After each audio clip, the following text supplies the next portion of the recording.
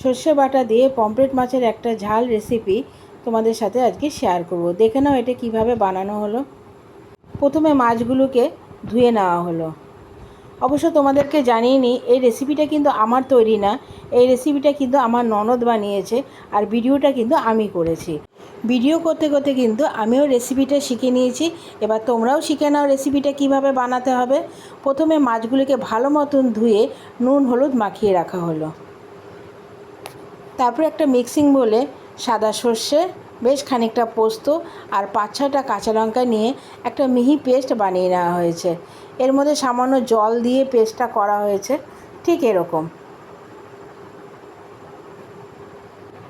মাছটা কিন্তু খেতে দারুণ হয়েছিল, তোমরা বাড়িতে অবশ্যই একবার ট্রাই করো ঠিক এইভাবে। এবার কড়াইতে বেশ খানিকটা তেল দিয়ে দেওয়া হলো। তেলটা গরম হয়ে গেলে এক এক করে মাছগুলোকে ভেজে নেওয়া হয়েছে। মাছগুলো কিন্তু একটু কড়া করেই ভাজা হয়েছে।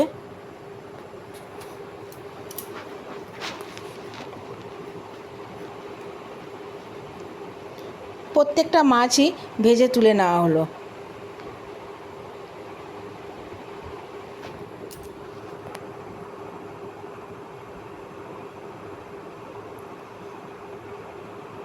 দেখো মাছগুলোকে ভেজে তোলা হয়ে গেছে। এবার কড়াইতে যে তেল ছিল তার মধ্যে সামান্য কালো জিরা ফোড়ন দেওয়া হলো, আর একটা ছোট সাইজের টমেটো কুচিয়ে তার মধ্যে দেওয়া হলো, আর দিয়ে দেওয়া হবে সামান্য নুন। নুনটা দিলে টমেটোটা খুব তাড়াতাড়ি নরম হয়ে যায়। এবার এটাকেও মিনিট 5-এর জন্য রান্না করা হলো। দেখো টমেটোটা প্রায় নরম হয়ে এসছে।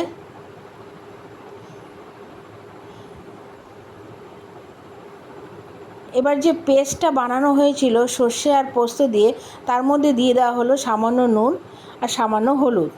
নুনটা তোমরা আন্দাজ মতনই দেবে। এর মধ্যে সামান্য জল দিয়ে ভালোভাবে পেস্টটাকে মিশিয়ে নিতে হবে। মিশিয়ে নেওয়ার পরে এবার কড়াইতে আমরা সম্পূর্ণ পেস্টটাকে দিয়ে দেবো, ঠিক দেখো এইভাবে।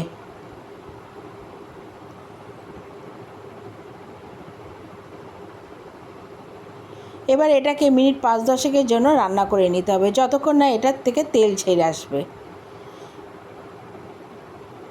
যখন এটার থেকে সামান্য তেল ছেড়ে আসবে তখন এর মধ্যে দিয়ে দিতে হবে খানিকটা জল। জলটা কিন্তু তোমরা খুব বেশি পরিমাণে দেবে না, কারণ এই রেসিপিটা কিন্তু একটু শুকনো শুকনোই হবে। আর দিয়ে দেওয়া হয়েছে 3-4টে কাঁচা লঙ্কা। তোমরা তোমাদের ঝাল অনুযায়ী লঙ্কাটা দেবে। এবার এর মধ্যে খানিকটা জল দিয়ে দেওয়া হলো।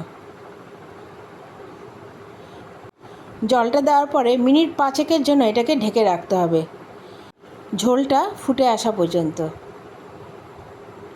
এর মধ্যে কিন্তু অবশ্যই ধনেপাতা কুচি লাগবে। ধনেপাতাটা দিলে কিন্তু মাছের টেস্টটা আরটু বেড়ে যায়। দেখো ঝোলটা প্রায় ফুটে এসছে। এরপরে এর মধ্যে দিয়ে দেওয়া হলো ভেজে রাখা মাছগুলো। তোমরা কিন্তু অবশ্যই বাড়িতে একবার ট্রাই করো, আর আমাকে কমেন্টস করে জানিও রেসিপিটা কেমন হলো। আমিও কিন্তু বাড়িতে অবশ্যই একবার ট্রাই করব। এবার এটাকে 5-10 মিনিটের জন্য ঢেকে রাখা হলো। ঝোলটা যখন প্রায় একটু টেনে আসবে তখন উপর দিয়ে দিতে হবে কুচনো ধনেপাতা।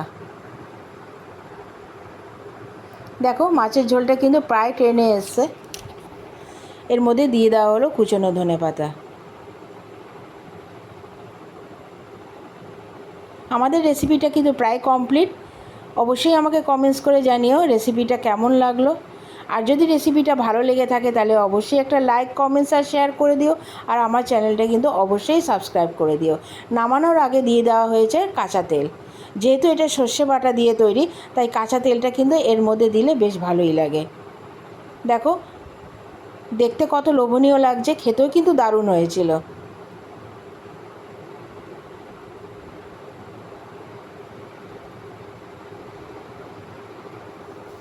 আশা করছি তোমরা বাড়িতে অবশ্যই একবার ট্রাই করবে।